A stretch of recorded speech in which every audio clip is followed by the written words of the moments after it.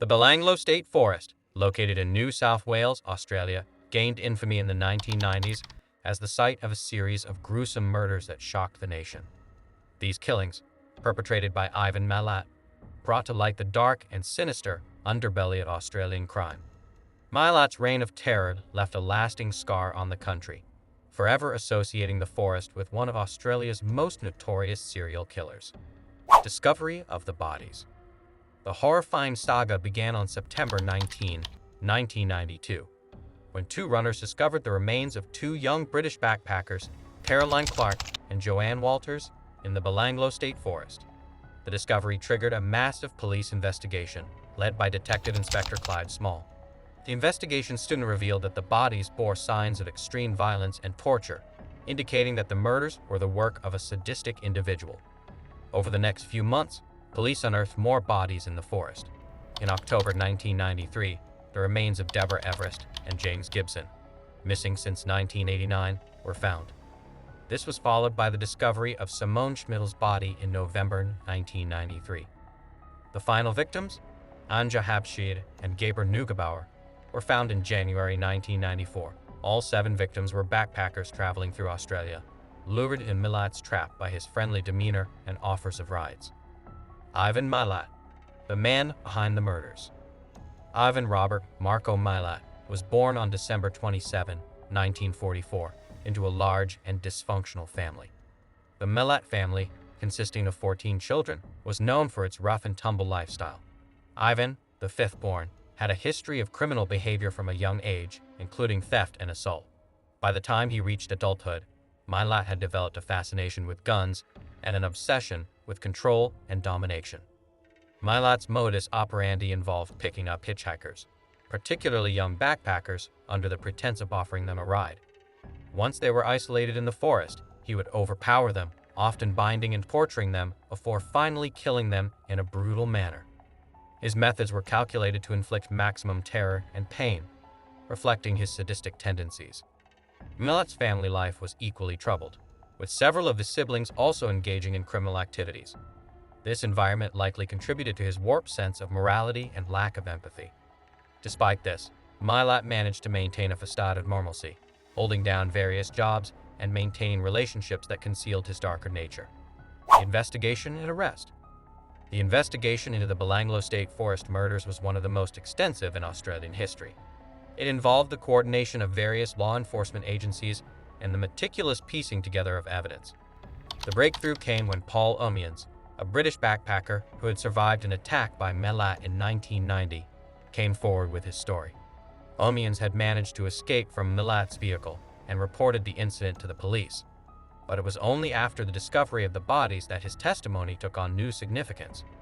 Based on Onions' account and additional evidence, including items belonging to the victims found at Milat's home, police arrested Ivan Milat on May 22, 1994.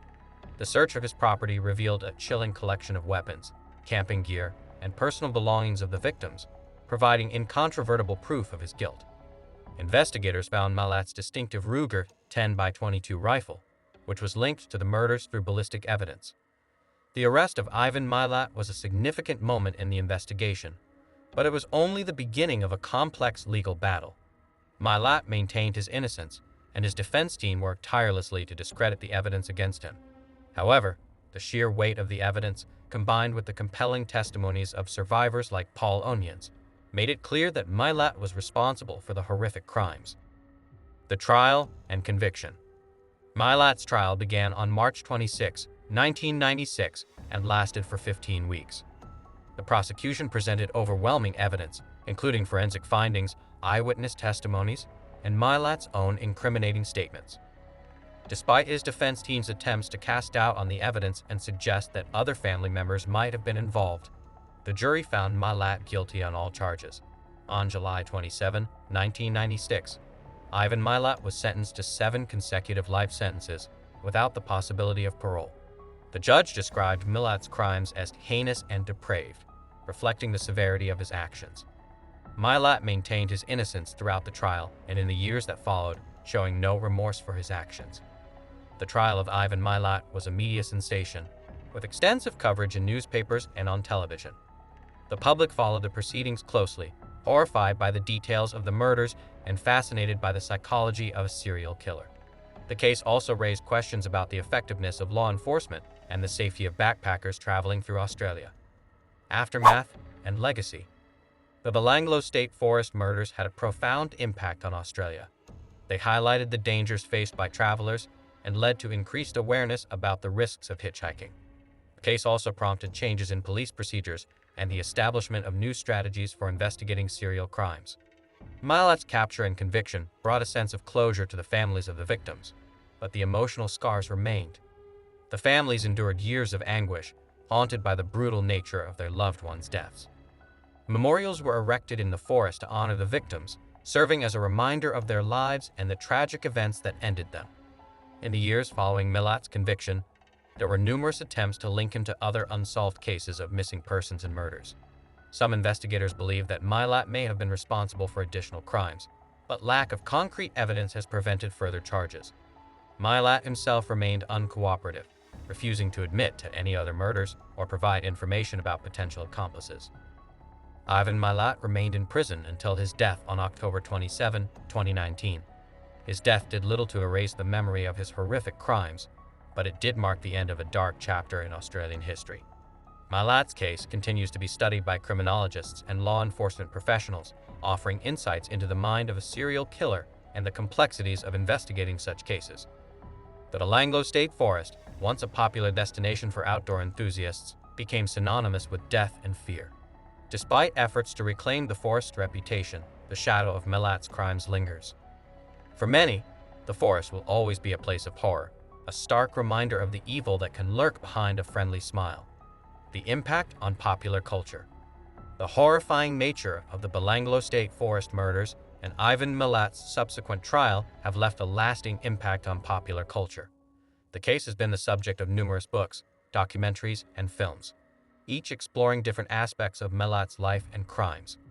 These works have helped to keep the memory of the victims alive, while also serving as a cautionary tale about the dangers of trusting strangers. One of the most notable portrayals of the case is the Australian film Wolf Creek, 2005, which, although a work of fiction, drew heavy inspiration from Milat's crimes.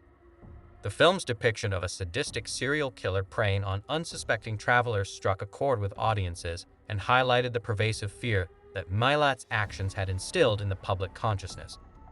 Continuing influence on law enforcement. The investigation and prosecution of Ivan Milat set new precedents in law enforcement and forensic science in Australia. The case underscored the importance of interagency cooperation, the use of forensic evidence, and the critical role of survivor testimony in solving complex serial crimes. It also demonstrated the need for continual advancements in investigative techniques to stay ahead of those who commit such heinous acts. In the wake of Milat's capture, law enforcement agencies have implemented more rigorous protocols for investigating missing persons cases and potential serial crimes. These measures have improved the ability of police to detect patterns and connect disparate cases, increasing the likelihood of apprehending perpetrators before they can claim more victims. That's all for today's video. If you found this video informative and want to hear more true crime stories, don't forget to hit the like button and subscribe to our channel. Click the bell icon to get notified every time we post a new video. Also, leave a comment below with your thoughts on the case, or if there's another story you'd like us to cover. We love hearing from you and value your input.